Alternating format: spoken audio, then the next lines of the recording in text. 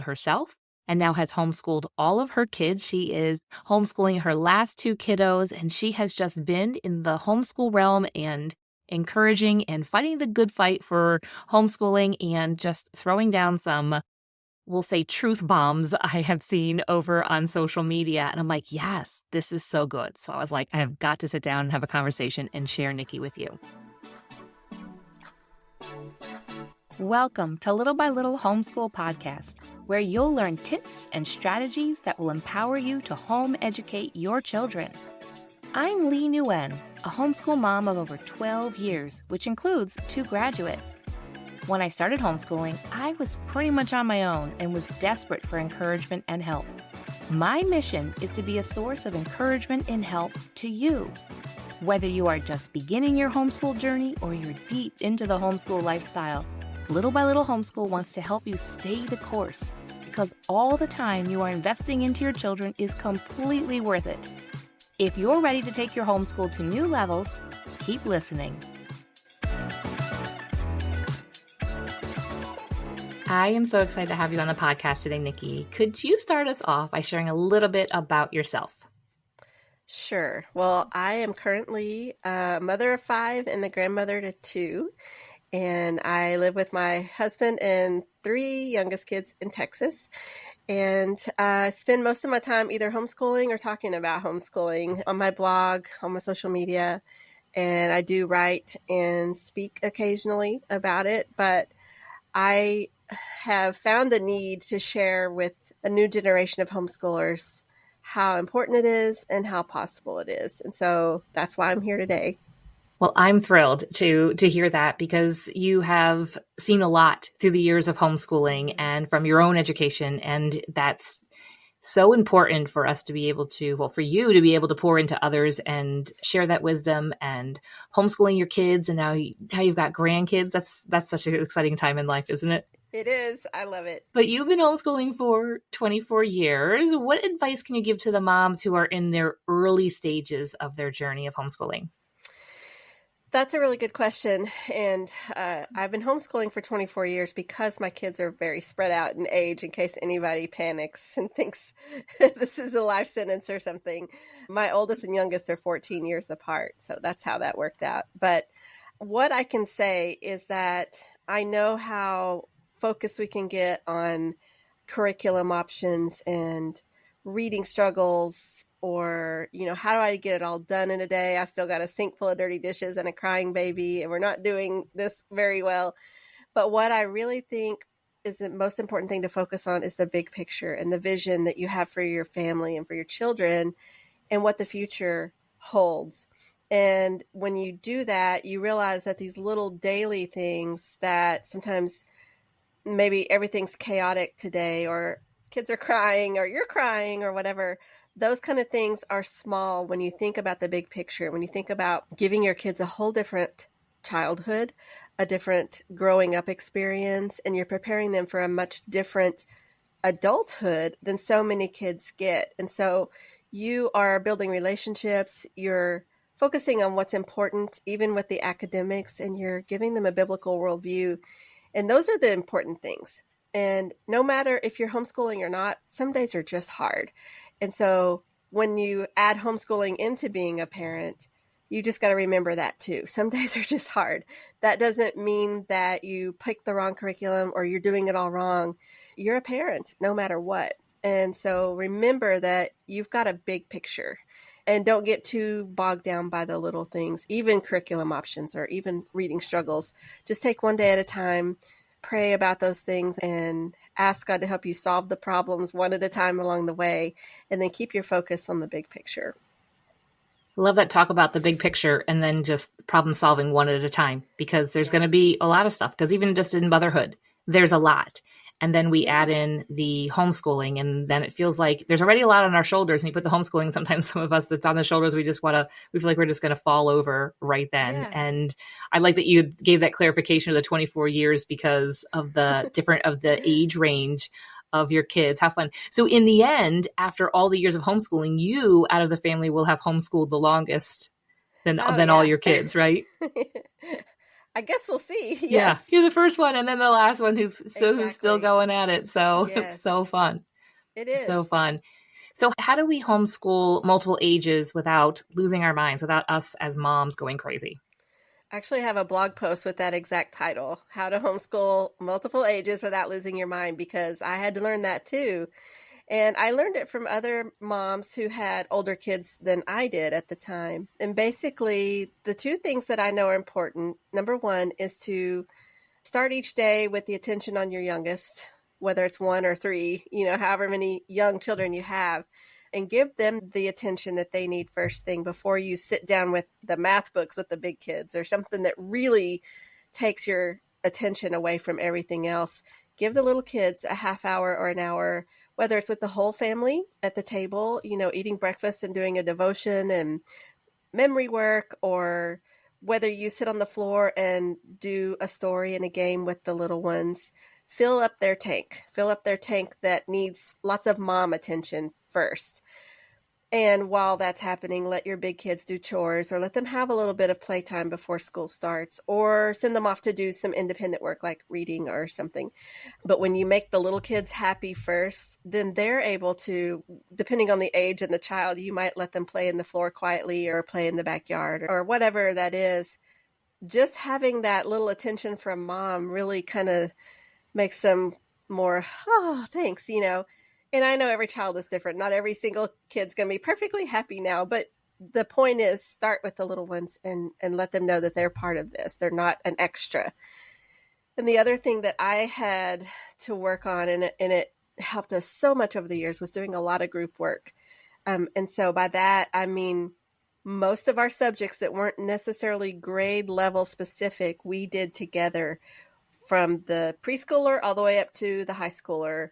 So we would all study the same history, mostly the same science, and always the same literature. So it wasn't me teaching 4 different levels of history to 4 different kids or 4 different reading books. We just did it all together. So I had 1 hour of history lessons and everybody was listening to the same thing. Obviously, some of their work was on different levels depending on their ability, but it saved me time, it saved us money, and everyone was on the same page. And so those are the 2 biggest pieces of advice that I would give for multiple ages, whether it's 2 to 5 or 2 to 10 or 2 to 18. It doesn't matter the size of your family. Those things will help a lot. I appreciate that, filling up the love tank of the younger ones and then doing a lot as a family, because I'll hear a lot too from people. How am I going to do this with a toddler? Well, they're a part of the family. And just, I think homeschooling, the biggest part of it is that we become a family. And it's not that the little ones are an inconvenience or in the way. They're a part of the family, and let them be a part of it. And some of their personalities are going to want to do the same, do book work and do everything like the other kids. And some of the personalities are going to be like anti wanting to do any of the book work, but just letting them as a family, because I think that I've seen the homeschooling can really bond as a family. So let's go back to that baby, toddler, preschooler age. What are we supposed to do with the little ones while we're actually trying to do some of those lessons, the lessons that are beyond the history or science together, when we're trying to do those age and grade level appropriate math lessons, for example? What are we supposed to do with the little ones that are around us? Well, there are a lot of answers to that, but the first one is just to be flexible, because you can create a really neat schedule that should work, and then after 2 days, the third day it's not going to work, because babies and toddlers are unpredictable. And so I would say come up with a plan that should work most of the time, and then don't be alarmed when it doesn't. So on those days when it doesn't work, rearrange your schedule or put the math lesson off until tomorrow, because we have a whole lot more work than we really need. There's a whole lot more schoolwork on our shoulders than it actually is necessary. And that's a different topic for a whole other day. But you could skip a day and it'll be okay. Take care of the toddler, or wait until maybe they go to sleep. Maybe their nap time is off today. Just rearrange the day. Depending on the age of the child, you can also sit them at the table with stickers or colors. Or maybe you've got another child. I use this a lot because I had 5 kids and the age range worked well. While I was helping one big kid, another big kid would play with the toddler. Maybe in the same room, maybe in the backyard. Just be flexible, flexible and creative. Let them take their nap when you need to do the hard math lesson, or if they're old enough to watch a 30-minute video, something like that, or hold the baby and teach the lesson. I have done every single one of those and more. You just have to be flexible with babies, whether you're homeschooling or not. They're going to interrupt dinner time. They're going to interrupt church, whatever it is. They're babies. I'm hearing the key word is flexible. And as moms, we become that, but then we add in the education. We're scared to be flexible. So this is a really good encouragement to those moms to continue to be flexible. Yeah, we're used to the way public school operates, and there's not a lot of flexibility there. And it's not a family, it's an institution. But we don't have that at home. We're not an institution at home. And so you do have to look at it completely differently. You do have to realize you're a family and you're a mom and you have babies in the same classroom. And so you just have to think very differently from school in general. Right. Some deschooling that kind of needs to happen to us. And most of us that are listening, and myself included, went to public school. And so there's that process of deschooling that takes a while. And I'm still in it. I think it's just a constant thing that we have to continue to keep ourselves in check. So this will kind of tie into that a little bit, because my question is, what is your response to the concern that moms have about getting behind? Well, that's a public school idea also. So I always say there is no such thing as behind in homeschooling, because the behind that we're used to is the state came up with a plan and we should all follow the state plan.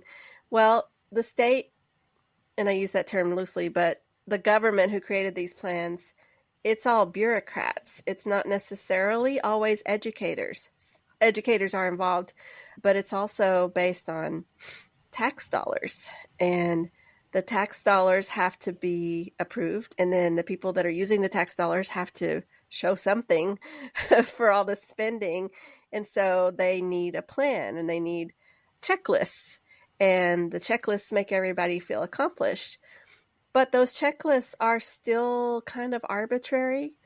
And while we do need a bit of a checklist, even to homeschool, there are certain things everyone needs to know.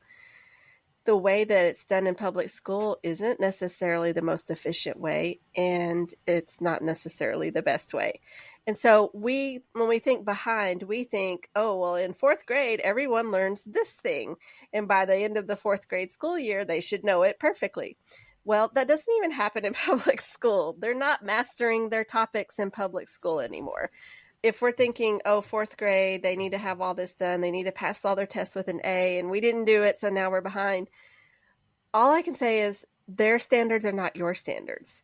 Yes, you want your children to read. You want them to learn all of the basic mathematic functions. You want them to know history. You want them to know science. You want them to be able to think critically and to be able to write sentences well and communicate well. But you don't necessarily have to follow the checklist of the state. Just keep progressing, keep moving forward, make sure your children master what they're learning before you move on to the next topic, and don't fret about what they're doing at public school. Because if I could share with you every comment that I get in a private message from teachers and parents across this country, you would go, oh, we're doing just fine at our house, because they're falling further and further behind in public school. The more money they spend, the further they get behind. So don't worry about behind. It's not a problem for homeschoolers. I completely agree. And especially as kids get older and you really hone in on their specific skills and their interests, especially during the middle school and high school years, and they want to learn. And I have found at times I'm like, I can't even stop you from learning. And they're just so excited about whatever there is they're digging into. But during those younger years, I remember myself being really worried about them being behind and hearing about what they were doing in the public school at the same age. I'm like, oh no, we didn't learn about prepositions yet. I remember specifically that, and going online and trying to find some worksheets about prepositions and having her do that. And then it turns out in the curriculum we were doing, they got to it in another couple of months and it was fine. But in the meantime, I'm thinking I'm failing her and all these things. So I like that encouragement that you are hearing from those that are on the front lines and those that are experiencing this. And then you look at the homeschoolers and saying, you're doing just fine. Yeah. I use this comparison a lot too. In most states, you learn state history in a certain grade. And I don't even remember which one it is anymore. It's probably different in every state. And I live in Texas. So I like to teach Texas history as part of American history because, I mean, it is American history. All the state histories are. And so what if my kids are studying, let's say, ancient history the same year that they're supposed to study state history? It's very disconnected. It's like two histories. Or in our house, we do a chronological timeline. Start at the beginning and go all the way through world history. I would rather they learn everything that happened in Texas on the same world history timeline as everything else. Because then you see, it makes more sense. Explorers came to Texas when they came to America, and all the different things that were happening with the United States and with the rest of the world. So why does it matter what grade they learn that in? To me, it makes more sense to just integrate that with our other world and American history subjects, whether they're in 3rd grade or 8th grade. I don't care. They're probably going to get it a couple times. But a lot of people will go, oh, we didn't do it in 5th grade. We're behind. There's so much that doesn't make sense about the way the public schools operate, but they have to have a system. At home, you don't have to have that same system. And so I think you have to be very bold, even privately, just bold enough to say, you know what, I have a better idea. And then just go with it. Talking about the history, I completely agree because I saw that in my own education. History is very disjointed. I didn't know where things fit into the timeline. And so I was very purposeful in doing a chronological order. And so I was learning history as well. I felt like for the first time because things really connected. So I like that example of just doing it in a way that makes sense instead of copying the school. But moms deep in the trenches of homeschooling and motherhood, they often wonder if what they're doing really matters. I'm sure you hear that. Oh, yeah. And our culture, and sometimes even family members or friends or strangers are telling us things like your kids will be unsocialized or they won't be ready for the real world and that school can educate them better. What is your encouragement to the mom who is having doubts whether this homeschooling thing really does work? Well, I've heard those same things all my life. It's not true that homeschoolers are not socialized. It's not true that they cannot function in the real world. And it's not true that they're not as smart as everybody else. I've seen this all my life. I've been in the homeschooling movement for 40 years, since the time I was taken out of public school in 1983. Homeschoolers can function just like everybody else. And if you run into a socially awkward person, they could have been homeschooled and they could have been public schooled because that's their personality. I mean, honestly, it's not where you went to school or didn't go to school. It's the personality that a lot of people start with. And some people are just going to be socially awkward, even within families where everyone, there might be this one kid who is, while the rest of them aren't. And so obviously parents can make a difference in that area, but I would not listen to the outside voices because most of the time, those are people that either don't know a homeschooler or they know of one story that didn't go well. Don't listen to the people on the internet. They don't know you. Generally, when people say those things to me, I ask them, have you actually met homeschoolers? Because I have my whole life. I've been surrounded by them my whole life. They graduate, they go to college, they go to the military, they start businesses. They're very normal. We're all very normal. And so don't listen to the people that don't even know what they're talking about. Look within. Look at your family. You can break the mold. You can break the stereotypes if you want to, but those stereotypes are not really true. It's just that some people repeat it. Why do they think that we never let our kids out the front door? You know, this whole socialization thing is the most laughable thing. When I was homeschooled in the 80s, we left our house and we had friends and we did things. And it's even more so now, but it's kind of like a talking point that everyone's heard you should say. And so, well, yeah, I guess homeschoolers don't know how to socialize because that's what I've heard. Well, talk to an actual homeschooler and you'll see that they do. So I don't put any stock in that stuff because I've been here long enough to know that none of it's true. I think you're so right that it's just repeated. It's just a talking point when you don't know what to say to somebody. I've had somebody, Exactly. Oh, you homeschool. I'm like, okay. And the first thing out of their mouth, is, well, what do you do about socialization? I'm like, Honestly, my kids are more socialized than I am probably at, Yeah, in my late 40s here, they're and exactly. definitely more than I was when I was their exact age. And Hmm. it's just, I think that if it's a concern that you have that your kids are going to be unsocialized or not smart enough or not be able to fit into the world, then that's where you spend time. And that's where a focus maybe Exactly. is for you and your spouse, that this is Right. what I want to concentrate on. That maybe I feel like sometimes there's things that we see in our own childhood and our own upbringing, no matter where we went to school or whether it's school stuff or not, is that then we are like, okay, I want to be more intentional about this part. And Right. so I think that if you have doubts about that, to focus on that then. Well, the socialization thing to me, it's like people think the only way that you can socialize is in a classroom with 20 or 30 other kids your age, and that's not the real world. But if you really think about it for just a few minutes, you realize socialization at public school is about the worst kind there is. And so why do people keep asking us to do that? That's where you're with peers. And if you're talking about the 21st century, most of those peers probably have a smartphone or an iPad, and they have a lot of them unsupervised internet access. And that takes socialization to a whole other level. And even if your kids don't have that, they don't have a smartphone or internet access, and they're around 20 other kids every single day that do have that, we don't want that socialization. We want to protect our kids from that kind of socialization and give them the real kind where people talk face to face and play games outside and all of that. That's socialization, or talking to the bank teller or the grocery store person or going to a nursing home or whatever it is. It's the real world. What's happening at public school is less and less like the real world every single day. I completely agree. And just from my own experience, yes, I can see that. And I love that you're mentioning the kids being able to talk to people of different ages and spending time exposing them to young children if there's no young children in the home, Yeah. and all the way up through the ages. It's so good because that's real life, right? Every single day you're interacting with people of all different ages. Mm-hmm. That's exactly right. So, Nicki, thank you for this encouragement, and thank you for overall just the encouragement that you share with the homeschool community and just being so invested in it.